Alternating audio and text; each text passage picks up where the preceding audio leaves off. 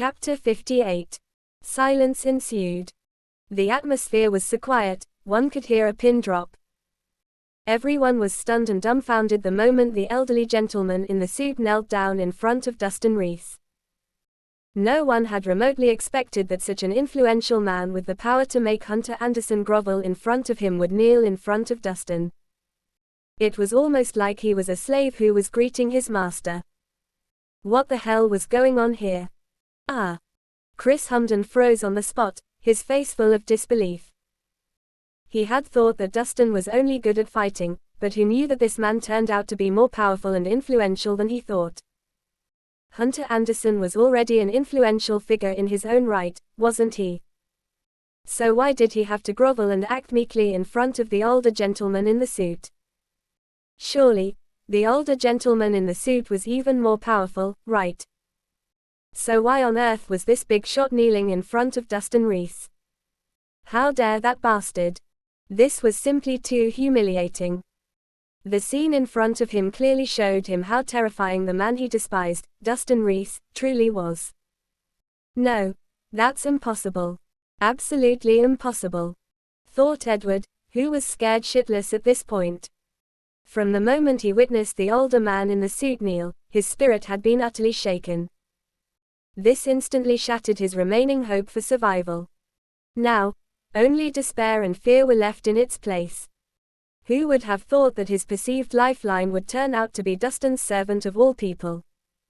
Shit, what kind of monster had he gotten himself tangled with this time? He was just way too different from Chris and Edward. At this moment, Travis felt his death looming on the horizon. He reckoned that it was his fate that he would not be able to leave this place alive today the moment he found out about Dustin's true identity. If he put up a fight, he, along with his entire family, would be eradicated. Dustin, it's been 10 years. I can't believe I finally found you, Sir Francis said as he knelt on the ground. Tears streamed down his face profusely, but he didn't give a shit what other people thought of him at the time. Dustin, on the other hand, didn't even flinch at this. Instead, he looked at him indifferently, as if he was a complete stranger. Fuck off, he screamed as he averted his gaze from Sir Francis before walking up to Edward. His intent to kill was at its peak now. Please don't kill me, please don't kill me. Just spare my life, I'll do anything. Edward whimpered in fear, pissing himself in the process. Even so, he didn't stop bowing his head and begging for mercy. If I don't kill you now, I won't be able to let go of this hatred in my heart. Dustin growled maniacally as he put one foot forward to stomp on Edward's chest, which caused the latter's eyes to widen, and look up at him with resignation and fear. So much for a peaceful death. Mr. Rhys. I'm willing to accept death as my punishment, but please spare the lives of my puny subordinates. When Dustin's gaze landed on Travis, they immediately knew that their time on this earth was up.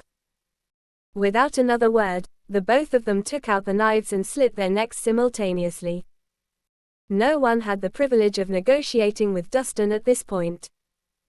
After seeing the two corpses fall to the ground, Dustin said nothing as he left the scene immediately with Dahlia in his arms. Sir Francis let out a long sigh, his expression conflicted. Although he'd already found him, seeing how turbulent his heart was now, he wondered if he'd ever return to normal.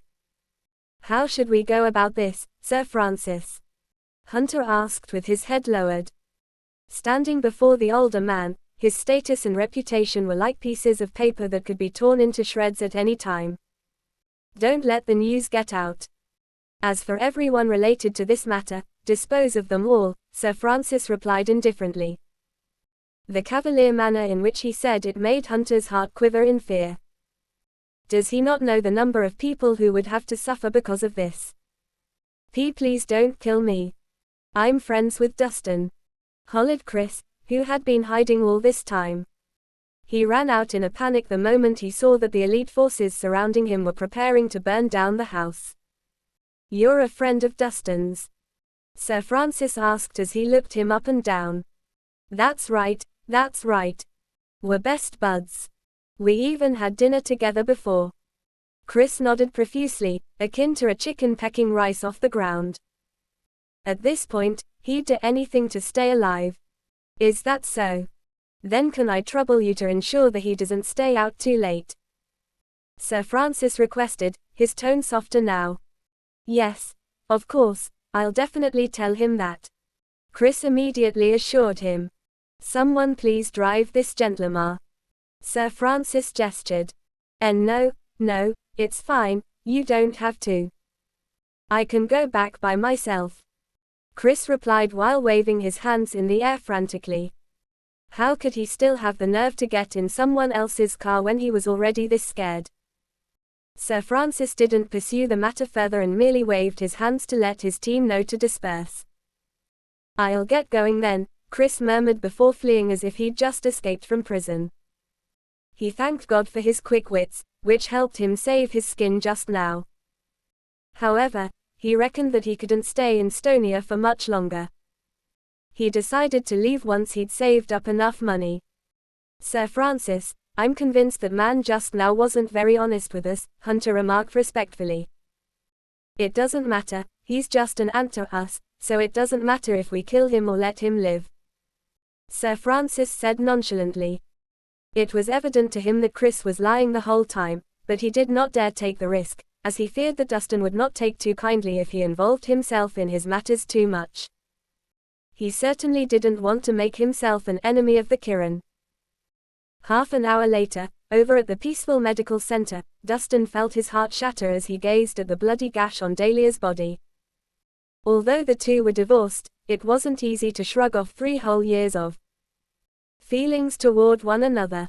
Some emotions simply could not be contained, it seemed. After taking a deep breath, he took off her clothes and began carefully cauterizing the wound for her.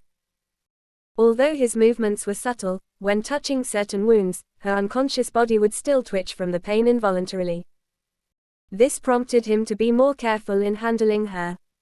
Whether it was cleaning up, disinfecting, putting on ointment or badges, he made sure to be extra cautious every step of the way. Once everything was done, he breathed a sigh of relief, not noticing that a film of sweat had formed on his forehead. Just as he was about to up and leave, a slender hand suddenly reached out to grab his wrist. Don't go, don't go. Don't leave me here. In her unconscious state, Dahlia looked as if she was experiencing a nightmare. Her tightly closed eyes kept rolling from side to side as she kept muttering inaudibly. Dustin fought to control his rising emotions. I'm not going anywhere, I'm right here. He slowly moved to sit next to her, holding her hand with both of his hands.